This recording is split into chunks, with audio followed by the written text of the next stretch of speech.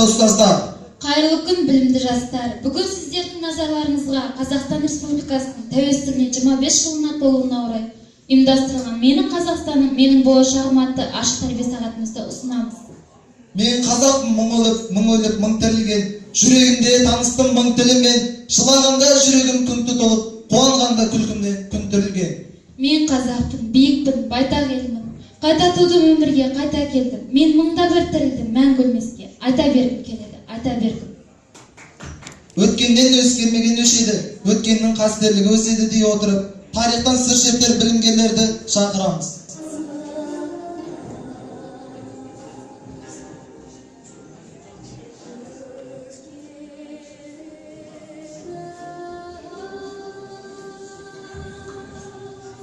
Осы күнге жетушіне көрмен, не өтпеді басымнан, не өшпеді жылдарда қалған жадымнан.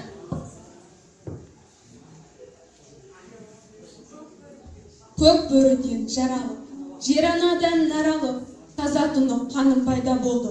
Қанды құрып, жақсылармен жолдас боп, жамандарды аластаттым. Батырлармен мақтанам, билерімді пір тұттым.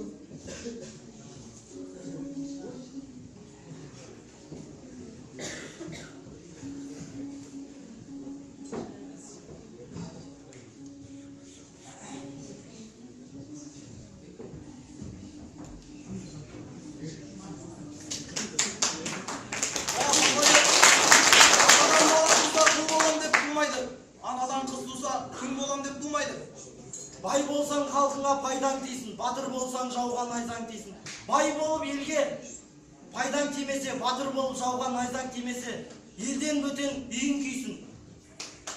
Алтау ала болса, ауылдағың кетеді. Төртеуі түгел болса, төбедегі келеді. Жұртың тыныш, іргемізді етпей, бір жеңнен қол шығар, бір жағадан бас шығар, атам қазақтың абыройын сақтайды. Ашырды да көрдім, екі жүзінде жүріп соғыста құладым, жыладым, қайрат жинап, қайта тұрып, рейс тапқан, жақын жанға көт. Әрине, қазақ деген қаным, жаным, тілім, дінім, тірлігім, елім, жерім, ұрпағым болғасын. Ресейден 1986 жылы қайратпенен ләззат боп, барша жастарды жинап, желтоқсан ызғарында арнамды бөліп алдым. Елін ойлап, елдікке, ерен еңбекпен қол жеткізген елбасы күнін. Айта берсем, азат елімнің азат таңында, өзімізге тиесілі төл мерекелерінің барлығын тойлап келе жатқан қазақпын. Еңселі елімнің бағына бұйырған елбасым бар. Дүшпанымнан досым көп, егеменмін, еркінмін, болашаққа шексіз жол салдым, бекіндім. Мен тәуелсіз елімнің тарихымын, естелігімін, арманы айға ұшқан жас өренмін, мәңгі жасайтын ұрпағым. Айтам саған ағымнан қуанышын, мәр қазақпын жасырмайтын қуанышын, тарих саған жүгін артты себебі, тәуелсіз таңнан жаралған ұланысың. Өз ғасырың өзіңнің үйімінде, өзгелерден өзгеше кейін мүлде, іздегенің білім, ғылым, өнер болса, тәңірден сама бер деп сыйын күнде. Бұл жастарда асыл арман таусылған ба, орындалмай қалса да жасыған ба, еңбек етте тері төк ерленіне, өмір сүрсін мәңгілік жасылманда. Мен сені құттықтаймын, азат өрен. Мендегі ғасыр рухты саған берем. Үкідейін жеңіл болса ағымытың, соншалықты мағынасы маған терең. Осы күні өз-өзімді баса алмадым. Жоқ, өксік емес қақайғаным. Кешегінің күңіренген қабағы жоқ. Бұл менің қуаныштан жасалғаным. Құтты болсын ертеңім, келешегім. Болашақтың саған көп берешегі, мәңгілік ел деп сенім артып өзіңе, нұрлы жолда елбасының көп есебі. Дархан елді жасыл етіп құрмағым, сен үшін бауырым, туыс ұрпағым. Шексіз бол тамырыңды тереңге жай, қазақ деген таза жырнағым.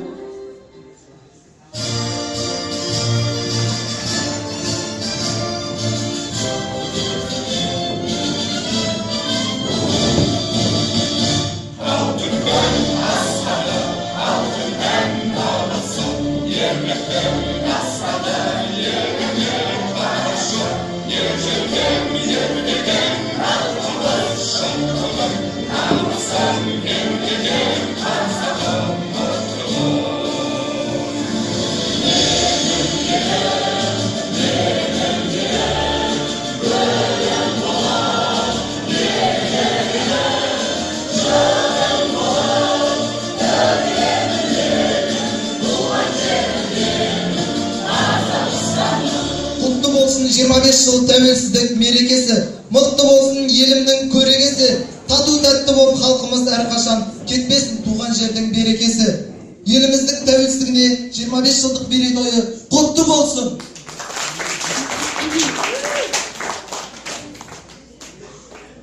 Тәуелсіздігімізді алғаннан соң еліміздің рәміздері қабылданды. Мемлекеттік рәміздер бұл біздің мемлекетіміздің, біздің егемендігіміздің берік негізінің бірі. Рәміздерім елдігімнің белгісі, білу керек баладағы ең кісі. Рәміздерім әнұран ту елтаңба, рәміздері жатқа білген жөн кісі. Олай болса рәміздер туралы білген артық болмас. Ортаға ту, әнұран, елтаңба туралы деректермен топ білімгерлерін шақырады. Жоғары кеңесі тәуелсіз Қазақстан Республикасының мемлекеттік туы мен елтаңбасын бекітті. Қазақстан Республикасының мемлекеттік туы ортасында шұғылалы күн, оның астында қалықтап ұшқан қыран бейнесі бейнеленген. Тік бұрышты көгілдір түсті мата, тудың сабағының тұсында ұлттық өрнек тіл жолақ түрінде нақышталған күн, оның шұғыласы, қыран және ұлттық өрнек бейнесі алтын түстес. Қазақстан Республикасы мемлекеттік туының авторы Қазақстанның еңбек сіңірген өнер қайраткері Шәкен Ниязбеков. Ту бейбіт кезде құрметпен сақталып, ол тек жаугершілік кезде ғана шығарылып отырған. Тудан айырылу өліммен тең болған. Бауыржан Момышұлы айтқандай, ту қасиет, ту ердің ар намысы. Көк тудың желбірегені, елдіктің асқақ өлеңі, әр жаққа тартпай қазағым бір сөзге жинал дегені.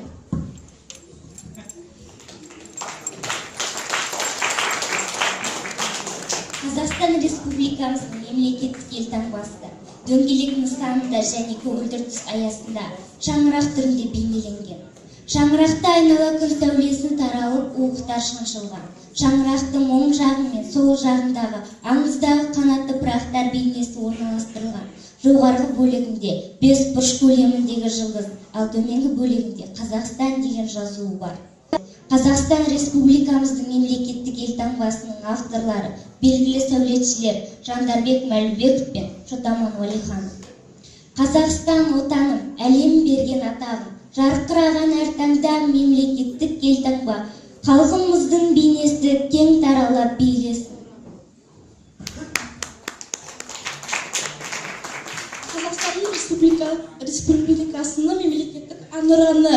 Қазақстанның әнұраны президент Нұрсұлтан Назарбаевтың бастамасы бойынша 2006 жылы 6 қаңтарда еліміздің парламентіне бекітілді. Музыкасы композитор Шамшық Қалдаяқовтікі, сөзі Жұмекен Нәжімединов пен Нұрсұлтан Назарбаевтікі. Әнұранда жазылған өлең жұмақтары адамға зор рухани әсер беретін, күштің, халықтың, ұлттың, мемлекеттің, елдің бірлігіне нышаны сипатталады. Әнұранның елімнің шақырады бірлікке, егеменді халқымның болашағын бірлікте.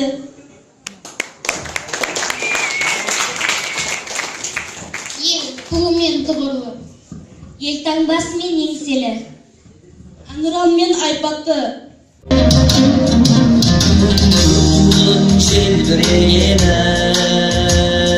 қазақтың асқақ беделі, махаббат қайрат екеулер жұмарлатқан денені. Көк тудың желбірегені жарыма қуат береді, таласқа түсі жан берду, жан емес маған керегі. Көк тудың желбірегені. Елбасының Қазақстан жолы 2050. Бір мақсат, бір мүдде, бір болашақ жолдауы болашақта өркендеудің нақты бағытын ұсынды. Нұрлы жолы болашаққа бастар жолында жаңа экономикалық саясаттың жүргізілетінін мәлімдеген еді. Осы бағдарламалардың негізінде еліміз қарқынды дамып келе жатыр және оған жету мақсатында нақты 100 қадам айқын көрсетілді. Мәңгілік ел ұлттық идеясы ел тарихындағы біз аяқ басатын жаңа дәуірдің кемел келбеті. Ал ең бастысы еліміздің рухын көтерді. Ел үшін тілі басқа, тірегі бір, жүзі басқа, жүрегі бір. Барлығының тілегі бір, мәңгі ел үшін.